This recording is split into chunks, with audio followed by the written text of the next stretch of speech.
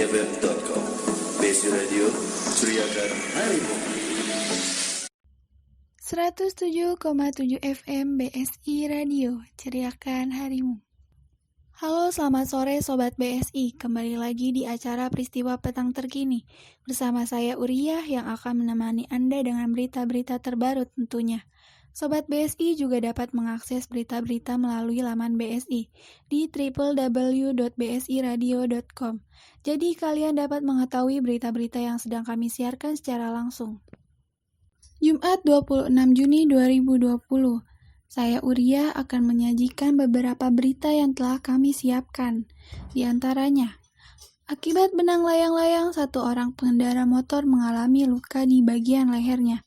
Saat pandemi, kasus kriminal meningkat. Nasib ojek online di tengah pandemi. Pembagian rapot dilakukan secara online. Masjid kembali dibuka untuk sholat Jumat berjamaah. Melaksanakan pernikahan di tengah wabah COVID-19. Warga beramai-ramai bersepeda. Berita selengkapnya terangkum dalam peristiwa petang hari ini. Sobat BSI, berhati-hatilah saat bermain layang-layang, apalagi menggunakan benang layang-layang yang cukup tajam. Contohnya ada pengendara motor di Depok yang terjerat benang layang-layang saat berkendara dengan sepeda motor. Saat pandemi seperti ini, banyak anak-anak yang bermain layang-layang. Namun tanpa disadari, benang layang-layang yang cukup tajam bisa mengancam nyawa. Seperti yang terjadi pada Novita Dewi Senin kemarin, warga Depok, Jawa Barat ini terjerat benang layang-layang yang tajam saat bersepeda motor di jalan. Akibatnya, ia terluka parah di bagian lehernya. Beruntung ketika itu ia tak jatuh dari motor dan masih bisa melanjutkan perjalanan dengan menahan sakit menuju rumah sakit terdekat. Baik, di sini ada salah satu korban yang akan saya tanyakan. Bagaimana awal kejadiannya? Awalnya tuh saya sedang ngendarain motor. Tiba-tiba di leher saya kayak ada yang nyekek. Pas saya lihat lurus ke depan, putus. Otomatis kan saya jadinya pegang leher. Saya lihat ke spion dulu, spion kaca motor. Ternyata leher saya udah darah semua. Lalu tindakan apa yang selanjutnya Anda lakukan? Untungnya tuh saya masih bisa bawa motor. Saya langsung ke rumah sakit, terus saya dikasih pertolongan pertama. Pihak rumah sakit juga bilang ke saya, dalam 1 hari ada 3 orang yang ngalamin kejadian kayak saya. Baiklah, terima kasih sudah mau diwawancara ya. Baik Sobat BSI, masuk pada berita selanjutnya yakni bertambahnya kasus kriminal di tengah pandemi COVID-19. Warga merasa resah akan hal itu, tetapi mereka mencegahnya dengan mengadakan ronda dan memortal jalan. Pak, kasus kriminal di daerahnya bertambah tidak? Kalau itu sih jarang ya. Terus cara mengatasinya gimana, Pak? Di daerah saya selalu rutin tiap malam mengadakan ronda dan setiap jalan ditutup portalnya agar tidak ada yang keluar masuk. Masih bersama saya Uriyah dalam peristiwa petang hari ini. Wabah pandemi COVID-19 telah memukul penghasilan harian yang menjadi sumber pemasukan utama. Penghasilan para pekerja harian yang paling terdampak di tengah pandemi COVID-19 ini adalah para ojek online. Peraturan PSBB membuat penghasilan mereka harus menurun. Salah satu driver ojek online yang mengalaminya yaitu Agus Supriyatna. Bagaimana pengalaman Anda menjadi driver ojek online selama pandemi ini? Pengalaman saya selama di driver ojek online ini, adanya pandemi ini sulit juga gitu. Yang biasa dapat penumpang 3-4 itu dalam sehari, sekarang mau boro-boro 1 aja kagak dapat gitu. Bantuan apa yang sudah Anda dapatkan? Ya alhamdulillah dapat bansos juga dari relawan-relawan yang di jalan dan dari pemerintah juga. Bagaimana kesiapan Anda jika nantinya pemerintah berlakukan ojek online membawa penumpang? Ya, kesiapan saya sebagai driver ojek online ini membawa penumpang Ya, saya mempersiapkan seperti protokol-protokol kesehatan seperti masker, hand sanitizer untuk menjaga juga gitu dalam adanya COVID ini. Harapan Anda ke depannya bagaimana nih?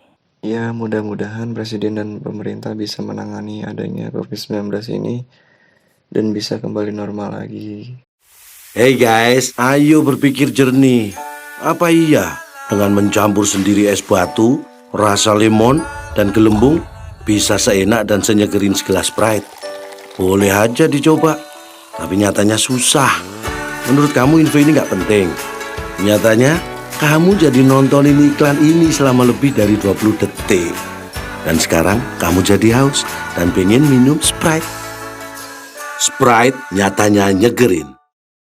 Tak pernah lelah ibu menjaga bajuku bersih karena ibu ya ajarkan kebaikan.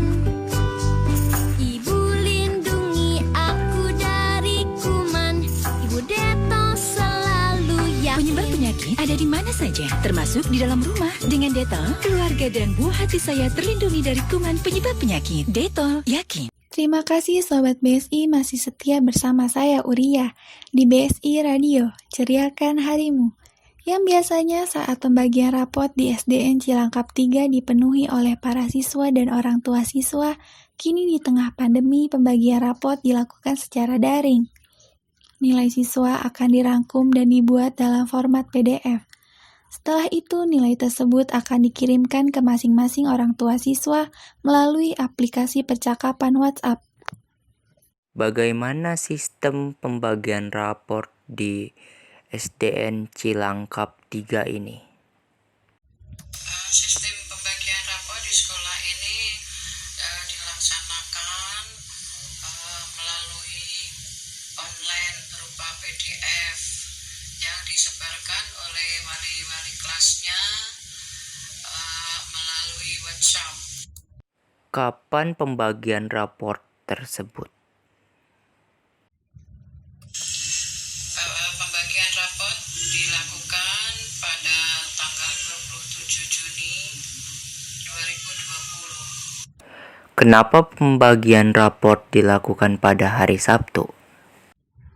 Karena sudah biasa sekolah kami itu adalah belajarnya dimulai dari efektif ya, dari hari Senin sampai dengan Jumat, sehingga pembagian rapotnya juga dilakukan pada hari Jumat seperti sebelum-sebelumnya tahun kemarin juga dibagikan pada hari Jumat.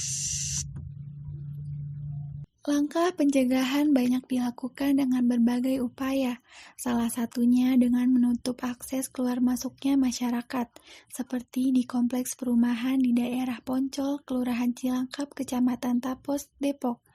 Gapura masuk RW 7 ini sengaja diportal atau ditutup, agar tidak banyak masyarakat yang keluar masuk, untuk melindungi warganya dari penyebaran COVID-19. Jalan di portal atas perintah siapa? Kami awalnya memberikan saran kepada ketua RT di sini untuk memberikan portal di gang masuk.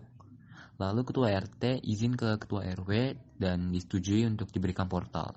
Kenapa jalannya di portal? Ya, untuk mengurangi penyebaran virus agar tidak banyak orang yang jalan lewat sini.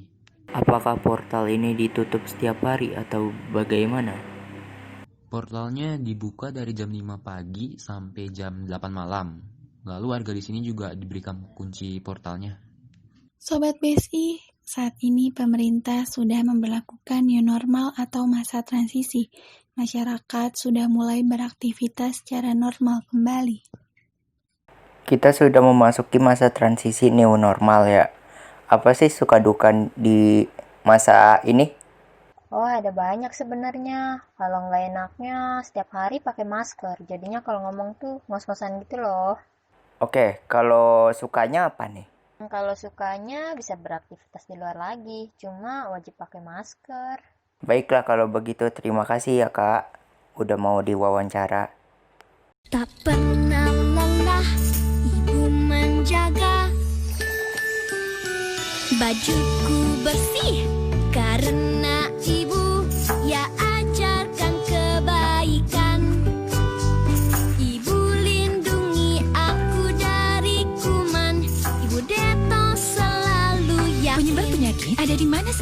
termasuk di dalam rumah. Dengan Dettol, keluarga dan buah hati saya terlindungi dari kuman penyebab penyakit. Dettol, yakin.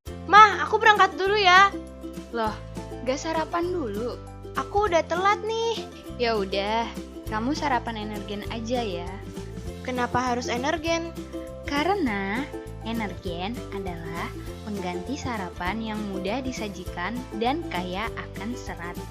Juga mengandung kalsium, folat, dan nutrisi yang bisa menjadi energi untuk kamu di sekolah. Wah, enak! Dihabiskan ya. Energen, sarapan mudah, penuh nutrisi. Untuk pertama kalinya, masjid di Kota Depok dibuka kembali setelah pandemi. Masjid sebelumnya ditutup. Otomatis tidak ada kegiatan ibadah dalam masjid selama pandemi. Sebelumnya, pengurus masjid telah membersihkan masjid dan melakukan penyemprotan disinfektan. Para jamaah yang datang harus mengikuti protokol kesehatan seperti memakai masker dan membawa sajadah sendiri. Sebelum masuk masjid, jamaah diwajibkan mencuci tangan dan memeriksa suhu terlebih dahulu kepada petugas masjid. Pengaturan saf dan jarak jamaah juga diatur oleh petugas masjid sebelum sholat Jumat dilakukan. Selain kegiatan sholat berjamaah, masjid sudah dibuka untuk pengajian. Apa saja persiapan yang dilakukan untuk pembukaan masjid kembali? Kami telah melakukan pembersihan masjid dan penyemprotan disinfektan di area masjid. Apa syarat jamaah agar bisa ikut sholat berjamaah di masjid? Iya, masyarakat harus mengikuti protokol kesehatan yang sudah ditetapkan, seperti memakai masker, membawa sejadah sendiri, dan anak kecil masih tidak dibolehkan untuk ikut sholat berjamaah di masjid. Bagaimana sistem sholat berjamaah di sini? Pertama, masyarakat yang ingin masuk ke dalam masjid diwajibkan untuk mencuci tangan terlebih dahulu dan mengecek suhu tubuh, dan safnya sudah diatur oleh kami dengan memberikan jarak. Kegiatan apa saja yang dibolehkan di masjid? Selain sholat berjamaah sudah diboleh di masjid, kegiatan pengajian juga sudah dibolehkan, tapi tetap menjalankan protokol kesehatan. Setelah diberlakukan masa new normal, beberapa toko di daerah Depok sudah kembali dibuka.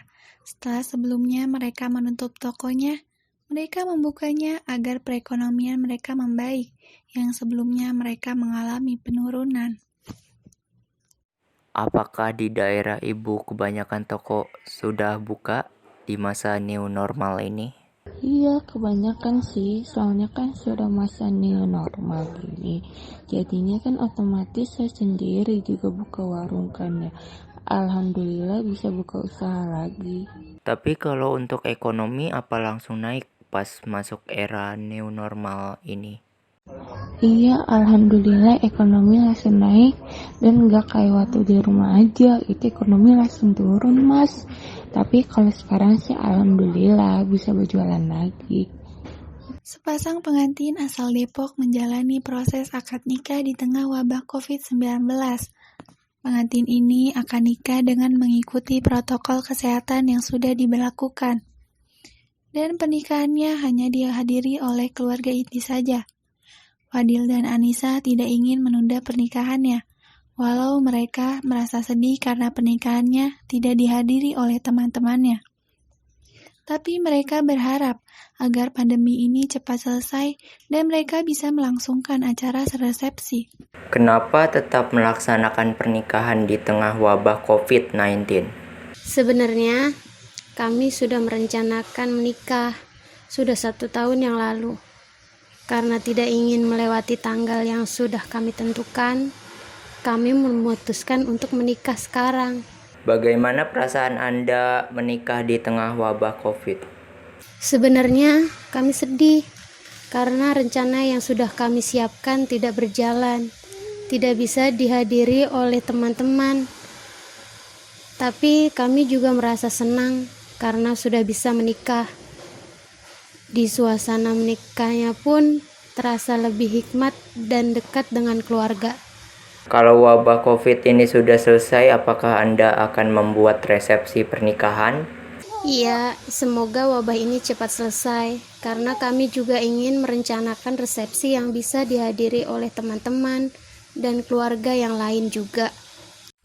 Buat sahabat Citra, Yakult, minuman susu fermentasi yang diproduksi secara higienis menggunakan standar ISO 22000-2005.